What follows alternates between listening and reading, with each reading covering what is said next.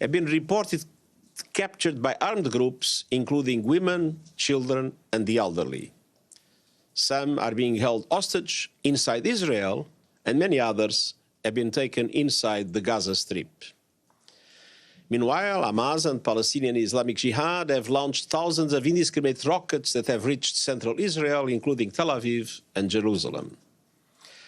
I recognize the legitimate grievances of the Palestinian people, but nothing can justify these acts of terror and the killing, maiming, and abduction of civilians. I reiterate my call to immediately cease these attacks and release all hostages. In the face of these unprecedented attacks, Israeli airstrikes have pounded Gaza.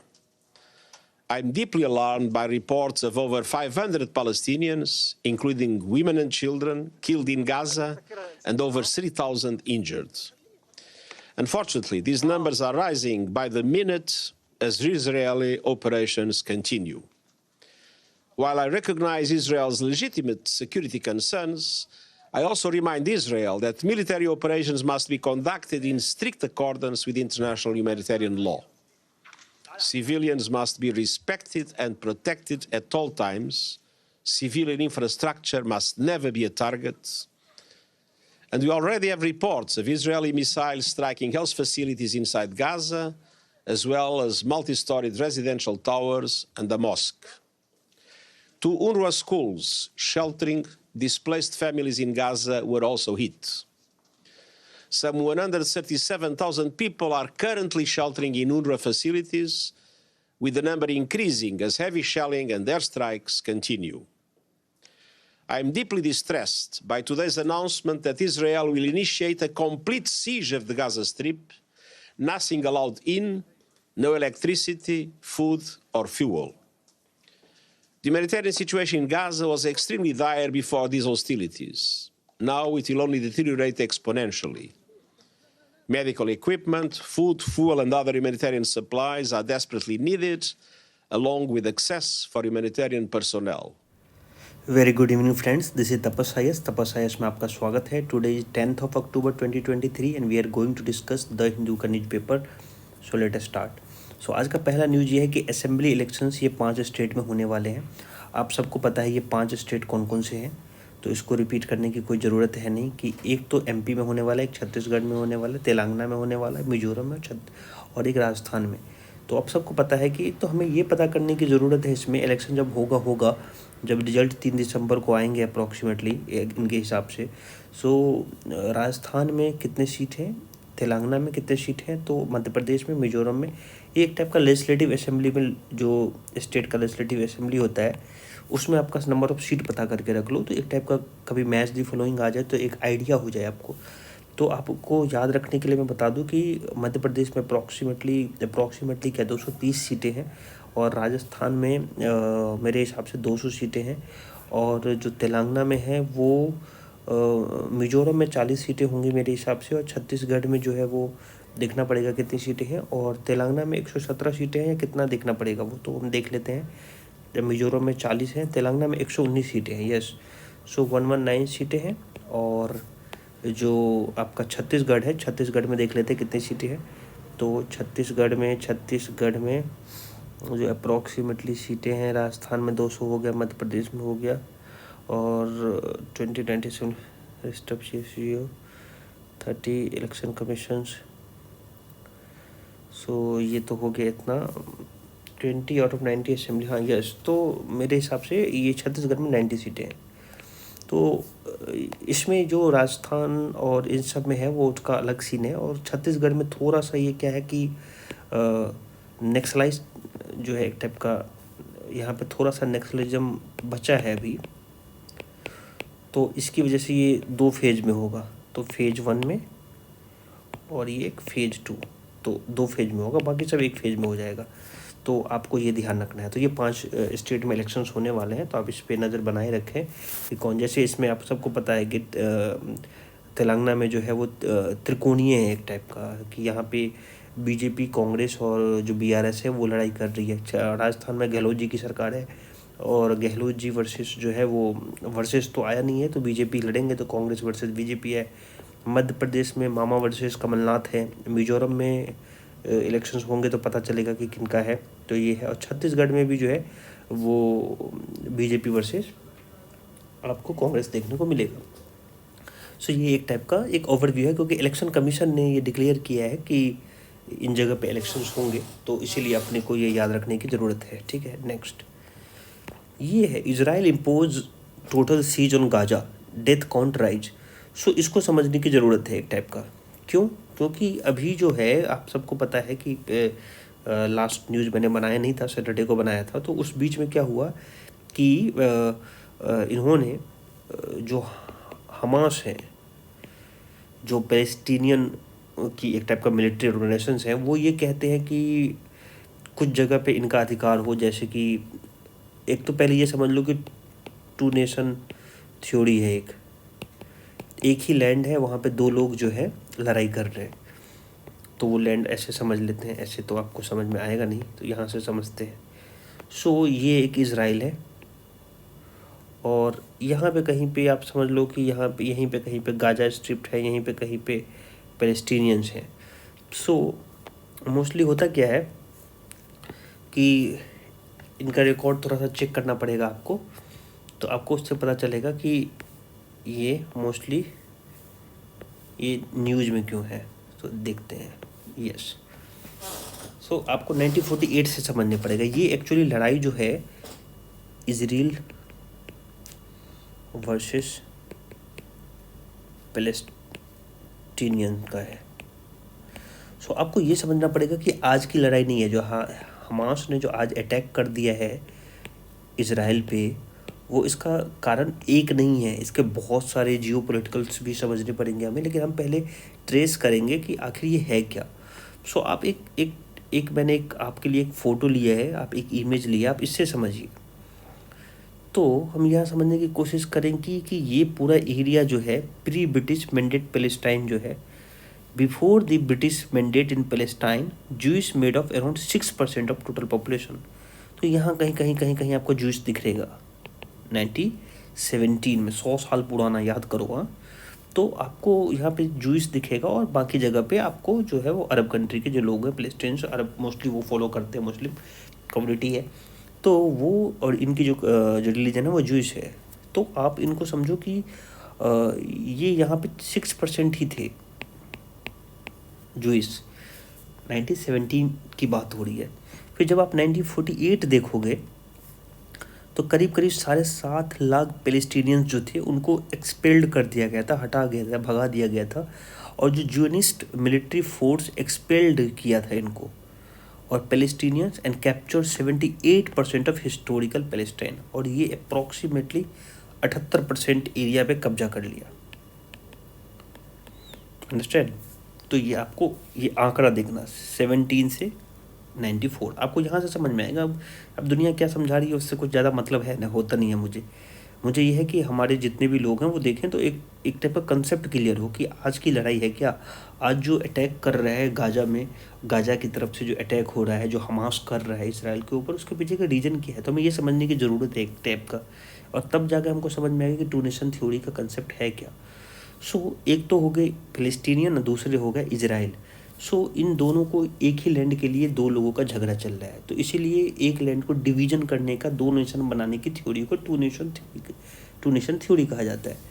तो 1948 तक तो ये था। 1967 में क्या हुआ, एक और लड़ाई हुई, समझेंगे हम।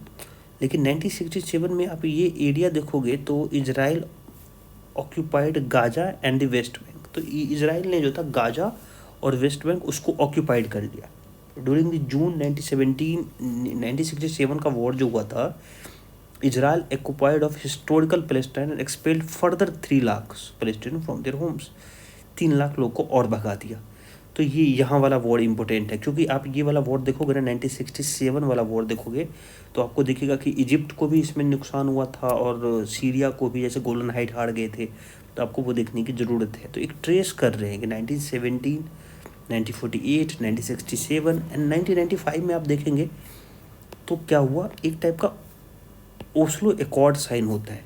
इसमें क्या होता है, ये ऑक्यूपाइड वेस्ट बैंक जो है वाज डिवाइडेड इन 3 पार्ट्स।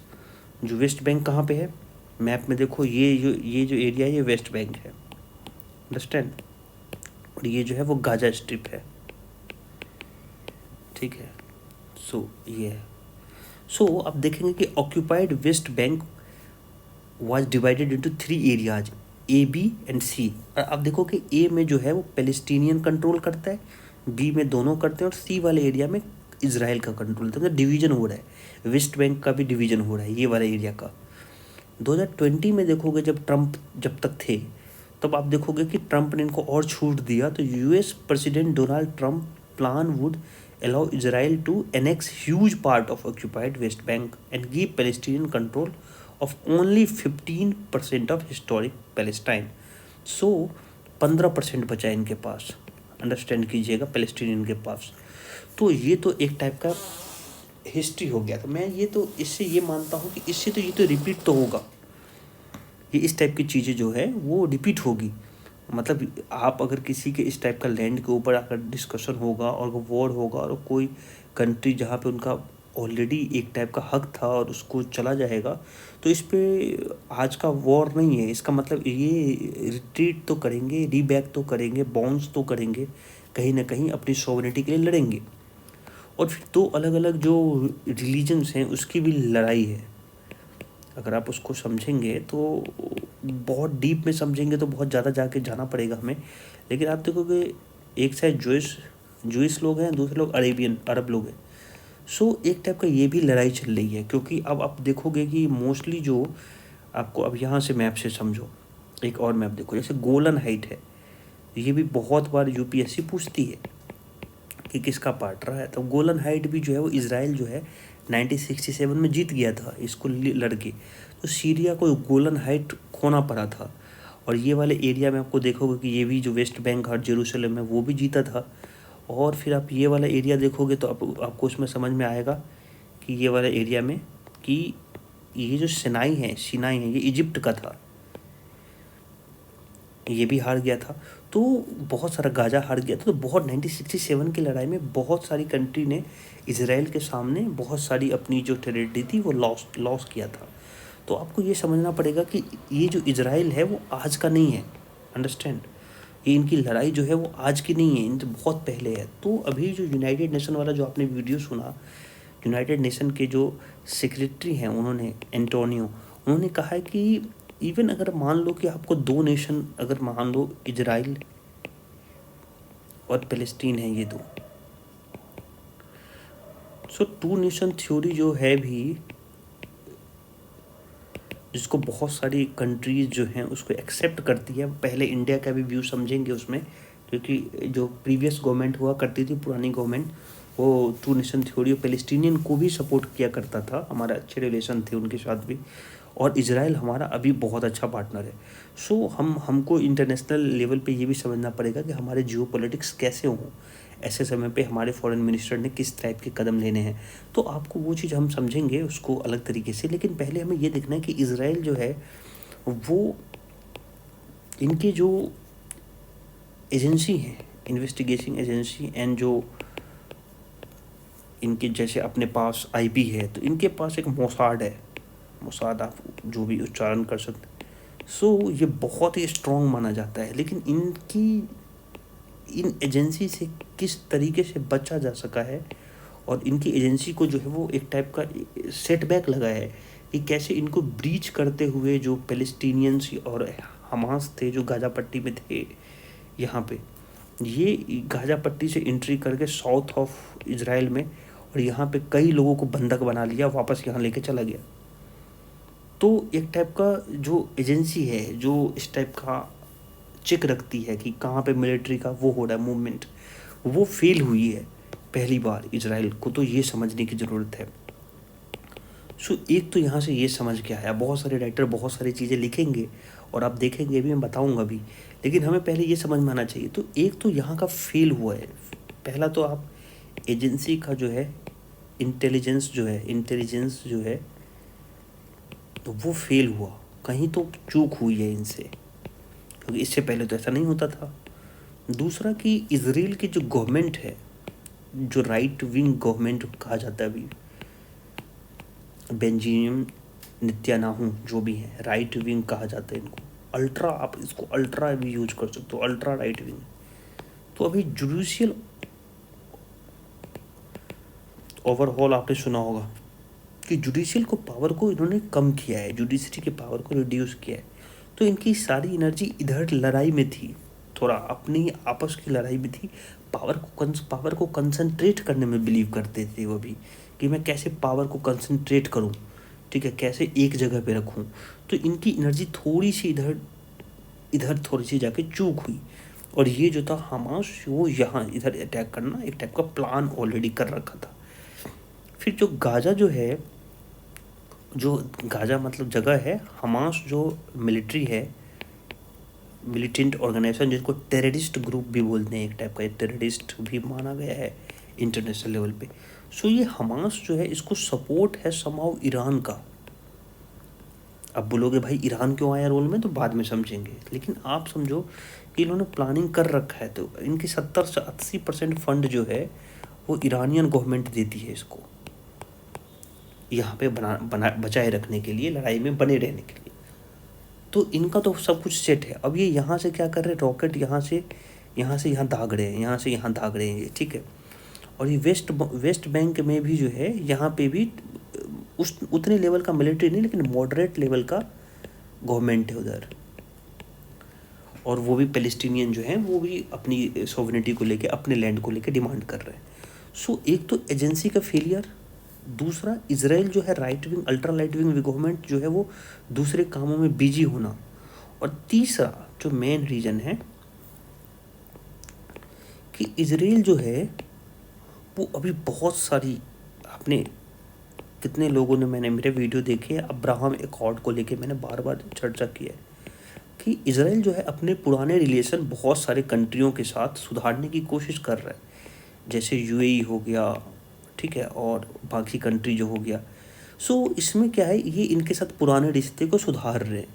और फिर अभी इजराइल के रिलेशन जो है वो सऊदी अरेबिया के साथ अच्छा हो रहा था, नॉर्मलाइज हो रहा था सऊदी अरेबिया के साथ, और इसको अमेरिका ब्रोकर्ड कर रहा था, अमेरिका इसमें सहयोग कर रहा था।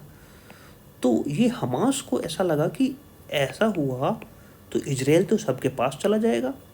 हमास को लगा कि ऐसा हुआ तो इजराइल जो है वो सारी अरेबियन कंट्री के साथ आ जाएगा, चाहे वो यूएई हो गल्फ कंट्री में, चाहे वो अभी आप समझ लो इजिप्ट के साथ अच्छे रिलेशन हो गए हैं इनके, अगर आप इनको देखो तो सऊदी अरेबिया के साथ अच्छे रिलेशन हो गए। तो ऐसे में जो हमास का जो डिमांड है वो तो ख़त्म हो जाएगा ना। हमास जो चाहता है कि हमें एक हमारा कंट्री हो, हमारा सॉवरेन स्टेट हो, वो तो डैमेज हो जाएगा। तो भले ही हमास का कितना भी बड़ा नुकसान हो जाए, वो जानता है अपनी कैपेसिटी, जो हमास है, जो मिलिट्री एक टाइप का टेररिस्ट ग्रुप है, ये जानता है कि इजराइल के सामने, इजराइल के फोर्स के सामने कुछ भी नहीं है। जबकि इजराइल का दोस्त यूएसए है, तो इजराइल के तो बहुत पावरफुल दोस्त हैं। तो उनको पता है कि अगर मैंने इस टाइप का कुछ हरकतें की तो इजराइल तो छोड़ने वाला नहीं है, और इजराइल का रिकॉर्ड ही वही है कि अगर तुम आगे से लोगो तो फिर रेडी रहो। तो इजराइल तो छोड़ेगा नहीं। तो हमारा जो गाजा पट्टी है वो तो आप समझ लो कि ध्वस्त होने वाला है, ये तो ख़त्म हो जाएगा। लेकिन ओवरऑल पूरे जियोपॉलिटिक्स में अपना सेक्रीफाइस देने के बाद भी जियोपॉलिटिक्स में एक कॉज को जिंदा रख लिया हमास ने एक कॉज को जिंदा रख लिया। वो कॉज क्या है कि अभी मेरा डिमांड जो है वो जिंदा है, डिमांड अलाइव है। सो इसके लिए इतना बड़ा चीज़ें हुई हैं। ऐसा नहीं है कि हमास को इजराइल की ताकत के बारे में पता नहीं है, पता है उसको, लेकिन हमास जो है उसकी जो सोच है, इंटेंट है, वो ये है कि हमारा जो बस्ते में चला गया है, जो हमारा डिमांड, जो 2 नेशन थ्योरी और हमारा खुद का लैंड, जो अगर इस टाइप की चीज़ें अगर इजराइल करेगा सारे कंट्रियों के साथ, अब्राहम एकॉर्ड करेगा और नॉर्मलाइज करेगा दूसरी कंट्री, अरब कंट्री के साथ, तो अरब कंट्रियां तो उनके साइड चली जाएगी। तो फिर हमास को सपोर्ट कौन करेगा ईरान के अलावा? ईरान हो या लेबनान हो, इनके अलावा बचेगा कौन? और इनकी डिमांड को भी फिर धीरे धीरे ख़त्म कर दिया जाएगा। तो इंटरनेशनल जियोपॉलिटिक्स में एक अपनी उसको वॉइस को ज़िंदा रखने के लिए सेक्रीफाइस कर रहे हैं, और एक टाइप का ये बहुत ही गलत मैसेज सेट हो रहा है कि आपने इतने सारे लोगों को, आप देखेंगे तो 400 स्क्वायर फीट की ज़मीन होगी गाजा स्ट्रिप, और उस पर अप्रॉक्सीमेटली मिलियंस ऑफ लोग होंगे। वर्ल्ड का डेंसली पॉपुलेटेड एरिया है ये। और अगर इस पर अगर इसराइल का 2-3 भी अटैक अच्छा खासा हो जाए तो 1000-2000 लोग तो ऐसे ही मर जाएंगे। तो ह्यूमैनिटेरियन ग्राउंड को स्टेक बनाते हुए, बिना ध्यान में रखते हुए जो मिलिटेंट ऑर्गेनाइजेशंस हैं वो अपनी अपनी एक टाइप का अपना रोटी सेकने के लिए इस टाइप की चीज़ें करते हैं। अगर उनको इस टाइप की चीज़ें चाहिए भी, अपनी कंट्री चाहिए, तो वो नेगोशिएट कर सकते हैं, बातें किया जा सकता है। सो इससे बहुत सारे जो ह्यूमैनिटेरियंस लोग हैं, सिटीजन्स हैं, उनकी जो दोनों साइड से नुकसान हुआ है, अप्रॉक्सीमेटली 1000 से ज़्यादा लोगों की जो है डेथ हो गई है। सो काफ़ी सैड न्यूज़ है। कभी हम इसके ऊपर ये अंडरस्टैंड करने की टू नेशन थ्योरी के ऊपर एक पॉलिटिकल साइंस टाइप का एक वीडियो बनाऊंगा जिसमें आप समझ सको कि इजराइल और उसका कंसर्न। ये तो मैंने आपको एक छोटा मोटा एग्जाम्पल बताया हूँ। कहानियाँ यहाँ तक नहीं, 17 से लेकर 2020 तक नहीं फंसती है कहानी। और भी आपको समझना पड़ेगा कि वर्ल्ड की जो जियो पॉलिटिक्स हैं, जो यूएसए हो गया, चाइना का रोल क्या है, जो हमास क्या कहना चाह रहा है, जो हजबुल्ला क्या कहना चाह रहा है, आपको सबके, लेबनान क्या कहना चाह रहा है, ईरान का क्या स्टेक है, सऊदी अरेबिया और जो इजराइल का नॉर्मलाइजेशन प्लान था वो डिले हो जाएगा क्या, तो आपको सब चीज़ समझना पड़ेगा। और इजराइल जो इतनी शक्तिशाली देश है, इतना छोटा सा होने के एरिया के बाद उसकी चूक कहाँ से हुई, और फिर इजराइल की खुद के पॉलिटिक्स समझने की ज़रूरत है, जो कि मैंने 2-3 एग्जांपल दे को, जुडिशियल और एजेंसी का फेलियर और डिफरेंट चीज़ें को मैंने, इंगेजमेंट जो हो गया वो दूसरी जगह पे इनका इंगेजमेंट हो गया, तो उसको लेके एक टाइप का। और ये धीरे धीरे जो पैलेस्टीनियन पे थे, उन्होंने यहाँ पे वेस्ट बैंक के सामने में बहुत सारे चेक पॉइंट बनाए हैं इसराइल वाले ने, और इसमें से ये बहुत सारे जो पैलेस्टीनियंस हैं उनकी मरने की खबर हमेशा आती थी।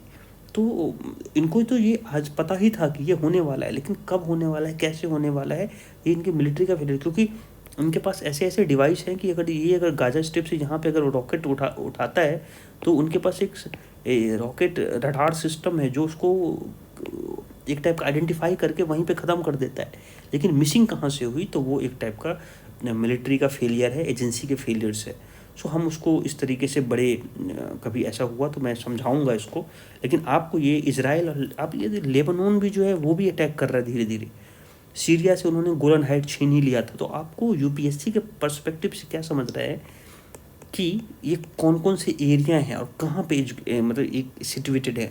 तो आपको देखेंगे कि अगर गाजा स्ट्रिप बोले तो आप देखना मेडिटेरियन के पास है, अगर आपको गोलन हाइट बोले तो आप सीरिया के पास है, तो आपको वो टाइप का वेस्ट बैंक बोले तो यहाँ है कहीं, जॉर्डन को भी है, तो आपको वो देखना है। यहाँ पे कहीं अगर आप देखोगे तो यहीं पे कहीं आसपास में डेड सी है, आप उसको देखना। यहाँ पे एक गल्फ़ है, ये गल्फ़ आपको समझने की ज़रूरत है।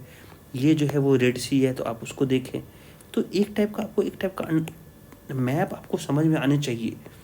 और इजिप्ट जो था, इजिप्ट भी लड़ा था 1967 का वॉर। तो धीरे धीरे एक ही दिन में अगर आप चाहेंगे कि मैं मिडिल ईस्ट जो है उसका जो है वो एक्सपर्ट बन जाऊं, so it is very complicated, क्योंकि मिडिल ईस्ट जो है वो जो वर्ल्ड का सबसे अनस्टेबल एरिया है। जैसे आप अफ्रीका कंट्री पढ़ोगे तो बहुत सारे, जैसे नाइजीरिया है, नाइजर्स है, सूडान है, ठीक है, ये सब एरिया जो है अनस्टेबल्स हैं।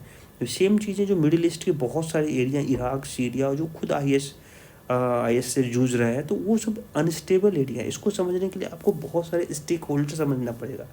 जैसे अगर आप ये देखोगे कि ये यहाँ पे अफ़गानिस्तान में कैसे USA, रसिया और पाकिस्तान, चाइना, इंडिया सबका स्टेक होल्डर है, सब यहाँ पे हैं। तो आपको इसको समझने के लिए, अफ़गानिस्तान समझने के लिए ये सब समझना पड़ेगा, तालिबान, ठीक है, आपको ये समझना पड़ेगा कि ये क्या है।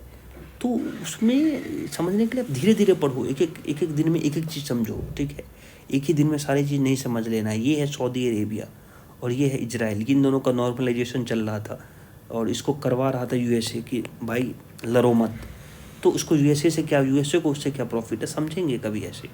लेकिन फ़िलहाल के लिए आपको ये समझो कि बहुत ही एक निगेटिव न्यूज़ है। देखो, पीस जो है ना वो बेस्ट होता है किसी भी चीज़ के लिए, पीस जो है वो बेस्ट है। और वर्ल्ड पीस जो है वो एक वाइब्रेंट इकोनॉमी के लिए पीस होना बहुत ज़रूरी है। अब इसका पूरा इम्पैक्ट जो है ना वाइब्रेंट इकोनॉमी, तो इसका पूरा इम्पैक्ट जो तुम अपनी इकोनॉमी पे देखोगे कि तुम्हारा ऑयल प्राइस, तुम्हारा फिजिकल कंसोलिडेशन सब महंगा हो जाना है। तो और धीरे धीरे उसका रिटेल इन्फ्लेशन जो है, होलसेल प्राइस जो है, क्योंकि तेल महंगा सब महंगा। और यही कंट्री हैं, ये जो आसपास की कंट्रियां हैं, ईरान है, अगर ईरान अगर वॉर में आ गया, इराक वॉर में आ गया, तो आप वहाँ से ख़रीदते हो, आपका महंगा हो जाएगा। तो आप we have to understand that कि इससे क्या इम्पैक्ट पड़ेगा। और सारे पेपर में जो राइटर हैं वो आज इसी की बात कर रहे हैं, तो देखेंगे इसको। अब ये कह रहे हैं कि जज का सिलेक्शन जो है वो कॉलेजियम सिस्टम करता है, लेकिन कॉलेजियम सिस्टम जो आपको भेज दिया कि आप इसको रिक्रूट करो, इसमें गवर्नमेंट से पूछता है कि गवर्नमेंट आप अपना साइन करो, लेकिन गवर्नमेंट ने बहुत सारे जज का साइन नहीं किया, फिर रीइटरेट भी किया, कॉलेजियम सिस्टम ने रीइटरेट किया कि आप इसको दोबारा भेजा, लेकिन फिर भी नहीं साइन किया, तो ये तो डिले करेगा। तो ये जज की सिलेक्शन प्रोसेस है, वो तो आपको पता ही है कि किस तरीके से चलता है। कांग्रेस ने बोला है कि हम जो कांग्रेस लेड गवर्नमेंट है वो कास्ट सेंसस करेंगे हर जगह। अब वो बिहार में कास्ट सेंसस आ गया, तब से ये गेम जो है थोड़ा सा बड़ा हो गया। जो कलूडिया गोल्डिन है उनको इकोनॉमिक जो है नोबेल प्राइज़ मिला है, और वो जेंडर गैप जो है, जो जेंडर गैप होता है ना, वो लेबर फोर्स में कितना है उसको लेके मिला है। तो आपको यही याद रखना है, अंडरस्टैंड। इनका नाम भी याद रखना, गोल्डिन, बहुत गोल्डन काम किया है, तो उसकी बेस पे कोई याद हो जाएगा आपको। नेक्स्ट नेक्स्ट है कि आप जो है वो इलेक्शन में फाइट करेगा, ठीक है, और कुछ तो नहीं है। Next, high court to start live streaming case from tomorrow. बहुत सारे हाई कोर्ट जो है जजमेंट आया था सुप्रीम कोर्ट का कि आपको हाई कोर्ट जो है उसको लाइव स्ट्रीमिंग करो। उससे क्या होगा कि जुडिशरी पे लोगों का विश्वास बढ़ेगा, जुडिशरी पे क्लाइंट को विश्वास बढ़ता है कि हमारा वकील कैसे फाइट करता है, एब्सेंस होता है कि प्रेजेंट होता है, वहाँ जाता भी है कि नहीं जाता है। तो लाइव स्ट्रीमिंग बहुत ज़रूरी है। तो दिल्ली गवर्नमेंट ने अब कुछ जगह पे स्टार्ट कर दिया है, और ऐसे बहुत सारे गवर्नमेंट हैं जो स्टार्ट कर चुके हैं। नेक्स्ट, बीआरएस तेलंगाना में फाइट करेंगे, यस। कमलनाथ एमपी में फाइट करेंगे, ठीक है। नेक्स्ट, अब ये स्टेट सीजर को लेके है, ठीक है। इंडिया के जो अभी ये क्या है, जो उनको अरेस्ट कर लिया गया है, कुल मिला के आपको इसमें इतना समझा दूं कि जो न्यूज़ क्लिक है, एक वेबसाइट है, मैंने बताया भी था, ये कल भी पेपर में आया था, ये वेबसाइट है। तो वो कुछ लिखते हैं और इनके ऊपर आरोप है कि इन्होंने चाइना से पैसा लिया है और इंडिया में प्रोपोगेंडा फैला रहे, तो इनको अरेस्ट किया गया है, अंडरस्टैंड। सो इनको अरेस्ट किया गया है कि चाइना का प्रोपोगेंडा फैला, बोले कि कोविड के समय में इस टाइप का रिपोर्टिंग करना, और उसके बाद फिर डेली राइट्स में जाना, उसके फार्मर को कवर करना, फार्मर्स एजिटेशंस को कवर करना। तो इनके ऊपर ये सब आरोप हैं, न्यूज़ क्लिक के जो फाउंडर्स हैं उनके ऊपर। जो क्वेश्चन जो है ये है, राइटर ये कहना चाह रहे हैं, एडवोकेट हैं, ये कहना चाह रहे हैं कि जो आपका सीजर का जो कंसेप्ट होता है, प्रॉपर्टी सीज करना, या फिर आपको जो सीजर आपको किसी चीज़ के जो अगर आपको उसकी प्रॉपर्टी को सीज करना है, तो आपके उसके लिए वारंट की ज़रूरत पड़ती है मजिस्ट्रेट के सामने। तो आप तो किसी का मोबाइल बिना पूछे हुए, आप उसके कंसेंट के पूछे ही ना, आप उसकी जो मोबाइल डेटा है वो ले लेते हो, मोबाइल मतलब मोबाइल के जितने भी एक्सेस हैं आप वो ले लेते हो, और उसके लेने की वजह से वो उसकी राइट टू प्राइवेसी जो है, जो पुट्टा स्वामी का केस है वो ख़त्म हो जाता है।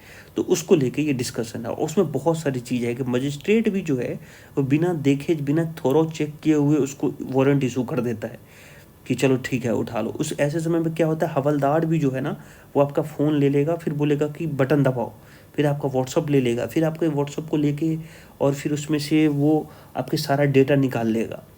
और अभी ये तो डेटा का कंसेप्ट है, बहुत जगह पर ऐसा होगा कि डेटा का मैनिपुलेशन हो जाता है, अंडरस्टैंड। अभी इसमें क्या समझाऊँ मैं, इसमें आप ये समझो कि आपके मोबाइल में वो डेटा नहीं है, लेकिन वो डेटा इनबिल्ट भी किया जा सकता है, रखा भी जा सकता है बाहर से, और आपको फंसाया जा सकता है। ऐसे बहुत बार मैंने पेपर में राइटर्स को पढ़े हैं।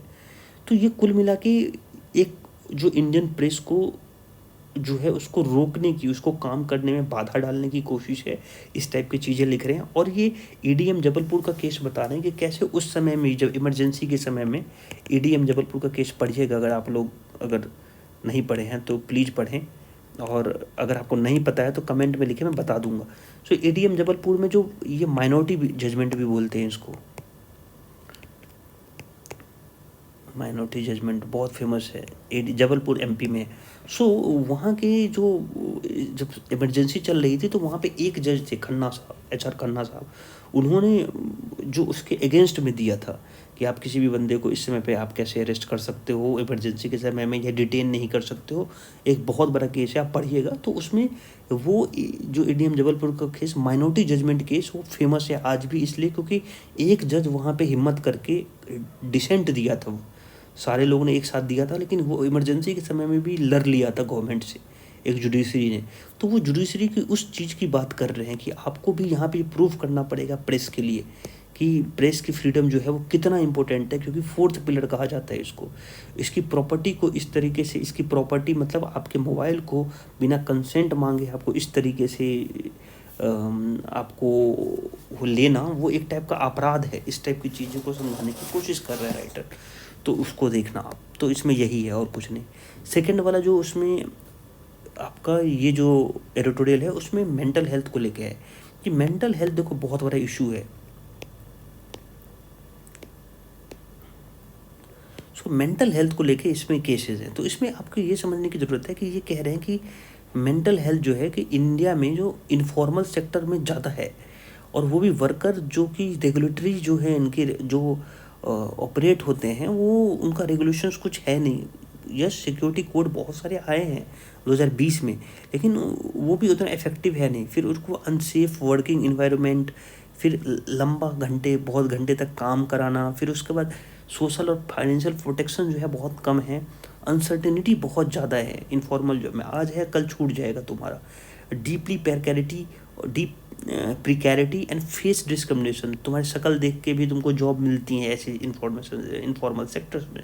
सो अगर आप देखोगे तो इन सब से ना क्या होता है कि काम करने वाले जो लेबर फोर्स है ना, वो परेशान रहते हैं, अपने जो वेलबींग्स होते हैं ना उसको खोते हैं, अपनी हेल्थ को धीरे धीरे वो एक तरह का अंडर परफॉर्म करने लगते हैं, अपने बारे में सोचने लगते हैं, तो उनको मेंटल इशू होता है, वही मेंटल हेल्थ कहलाता है। सो आप बहुत सारे ऐसे केसेस लिखे हैं, जैसे आप इन्होंने लिखा है कि 9316 बच्चे जो हैं यूथ 15 से 34 साल का 18 स्टेट में है highly susceptible of negative emotions.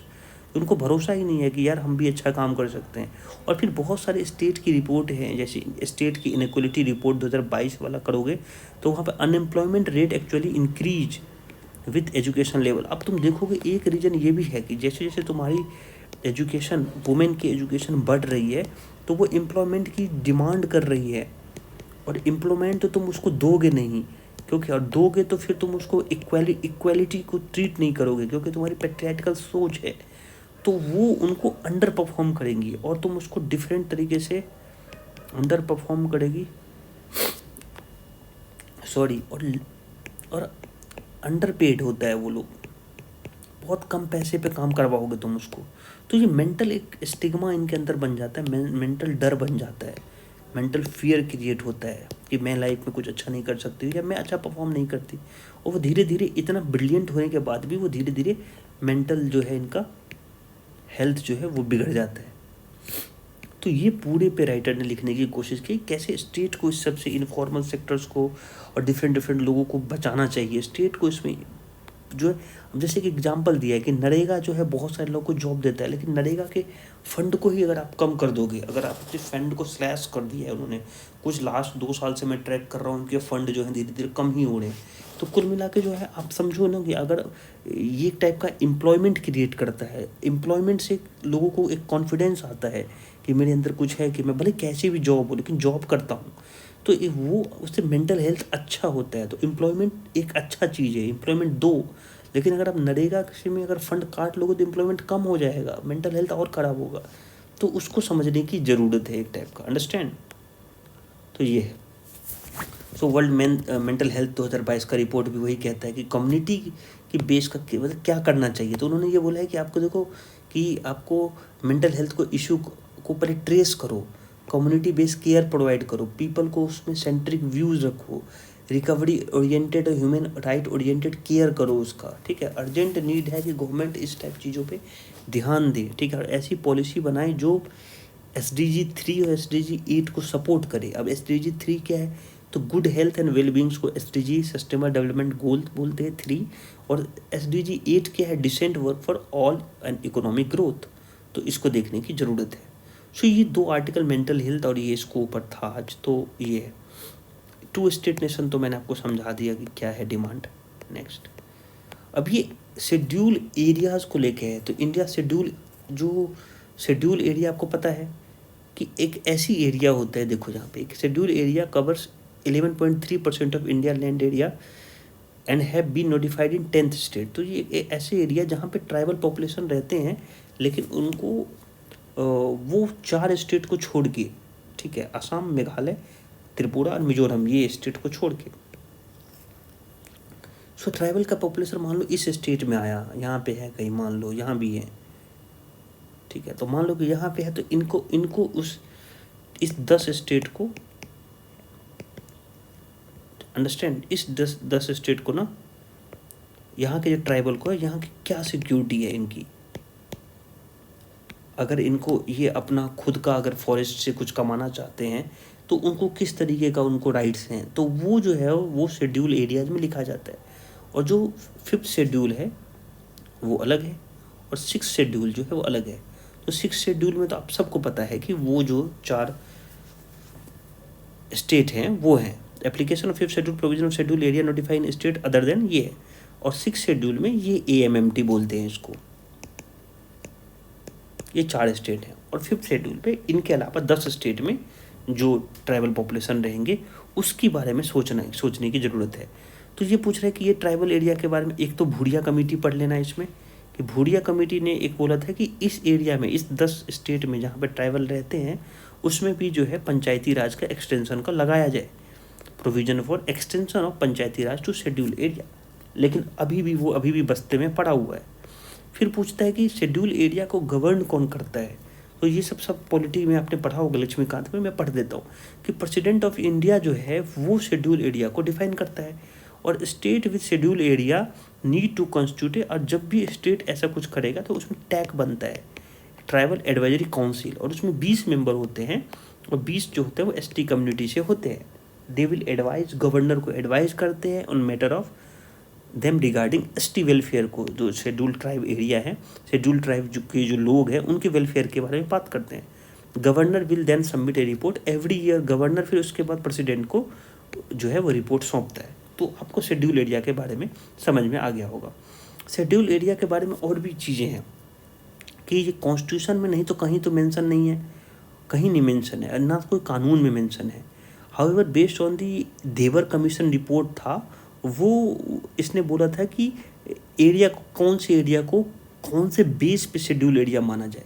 तो उसमें कुछ चीज़ें माना था कि एक तो वहाँ पे ट्राइबल पॉपुलेशन ज़्यादा होना चाहिए, कम जगह पे ज़्यादा लोग होने चाहिए, कॉम्पैक्टनेस होना चाहिए, एक अच्छा खासा साइज होना चाहिए, एक एरिया होना चाहिए, एक वाइबल एडमिनिस्ट्रेटिव इंटिटी जैसे डिस्ट्रिक्ट हो, तालुका हो या कोई ऐसा हो, वो होना चाहिए, और इकोनॉमी के बैकग्राउंड में होना चाहिए, इकोनॉमिकली वो बैकग्राउंड एरिया होना चाहिए। अगर ये सब एरिया है तो उस एरिया को शेड्यूल एरिया कहा जा सकता है। और ये कौन कहा था, ये देवर कमेटी है, एक देवर कमीशन की रिपोर्ट है, उन्होंने बोला था। सो इस हिसाब से देखेंगे तो इनको इस टाइप का कैलकुलेशन किया गया। लेकिन बहुत सारी चीज़ें बीच में इस टाइप की होती रही, जो शेड्यूल एरिया को जितना उनको स्टेक मिलना चाहिए, उसमें राइट्स मिलना चाहिए, चाहे वो फॉरेस्ट से कमाने वाली चीज़ें हो या डिफरेंट चीज़ों वो नहीं मिली, तो उसको लेकर राइटर ने आज लिखा है।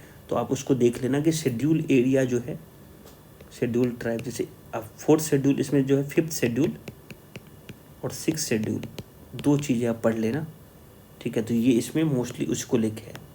तो राइटर और क्या है, बोलते हैं कि क्या होना चाहिए, तो व्हाट नेक्स्ट पढ़ लेते हैं अपन, कि ऑल हैबिटेशन और groups of habitation outside schedule area in all state and UT where ST are largest social group will need to be notified as a schedule area irrespective of their contiguity।